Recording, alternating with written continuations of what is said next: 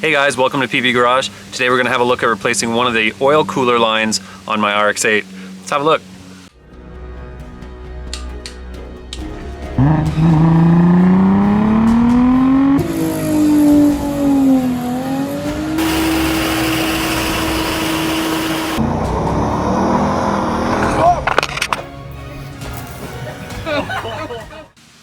So this seems to be a pretty common issue with RX-8s, especially in the colder areas here where they use salt on the roads. You can see I've got quite a bit of corrosion on my oil cooler pipe here, and it's been leaking pretty badly from right here in the bend. And it's been coating everything with oil.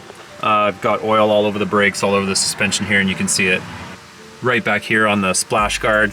It's just been losing quite a bit of oil recently. So I've gone ahead and gotten a spare oil line, and I'm going to replace this whole thing. So you can see we have our splash guard off here, and I've actually taken the belly pan off as well, just to make my life a little bit easier. So what's gonna happen here is just 23 mil on this banjo bolt here to get that loosened up and free that end of the oil cooler hose. And then I'm gonna come up here and I'm gonna have to bend these tabs out of the way to move parts of this bracket out so I can free that hose. If there's a better way to do this than bending those tabs out of the way, please let me know in the comments, because it seems kind of janky to do that, but I can't find a better way. So if you guys know another trick, I'd love to hear about it.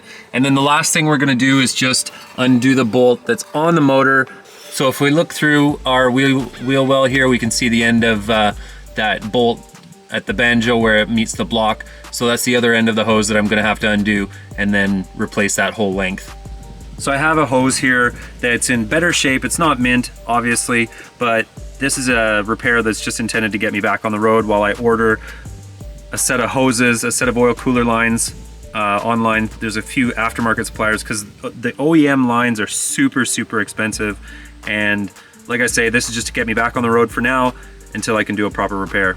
Now this bolt, 23 mil head, I don't have a 23, so I'm using a 15/16 because that gave me enough confidence that it wasn't going to round the head off. It was tight enough. So I'm gonna have to order myself a 23 mil, and we're just going to, there we go, crack that bolt loose.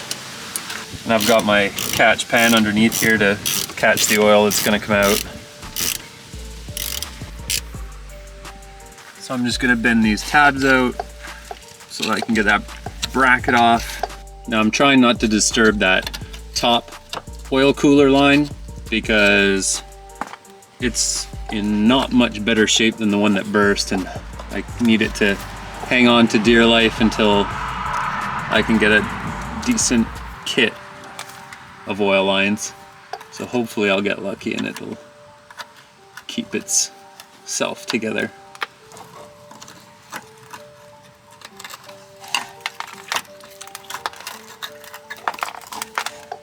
Just listen to all that rust coming off.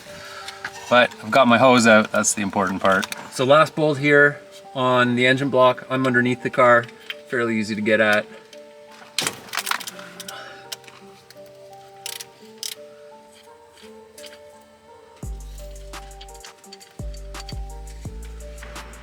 And now I should be able to pull my whole oil line out. Easy.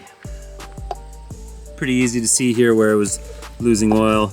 This pipe here is just rotted all the way through, so it was losing quite a bit of oil, made it undrivable, and yeah, now we get to put a new one in. Well, now we get to put a new used one in.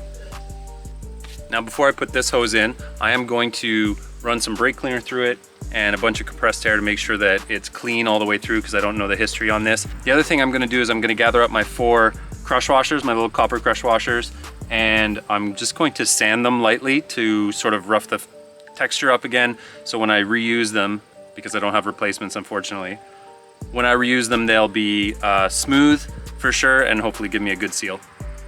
And as long as I make sure to keep this guy all clean, and if I do get a good seal with those copper crush washers, should be good to go. So I'm just making sure that there isn't an O-ring left over from before. I mean, I know there isn't because I took it off, but if one had been stuck on the hose from the donor car or something like that, making sure I have one crush washer on either side of that banjo bolt. I'm just gonna go finger tight right now until I get everything in place.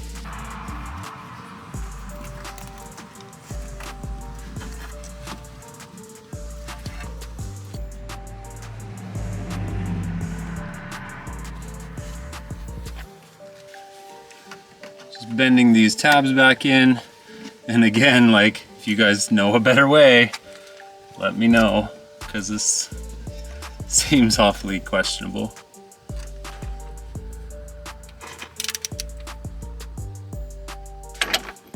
Now, I'm not gonna pretend I know the torque spec for this. I just know that it was real tight when I got it. I'm not gonna make it real tight, at least not that tight, but I'm gonna snug it up.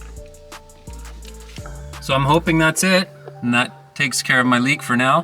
Hopefully I can get enough mileage out of this other pipe here before it bursts to be able to order in some new lines and replace the whole kit with something aftermarket. And yeah, before I start the car up, I'm just gonna check my oil level, make sure everything's good there. And then I'm gonna run the car, check for leaks, and then reinstall my belly pan and my splash guards.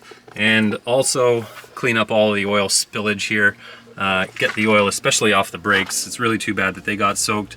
Hopefully I can clean them up well enough and they'll do their job. Ideally I should replace those pads, and I'm probably due anyway, so that'll be on the list. But for now, that should be it. Thanks for watching, guys.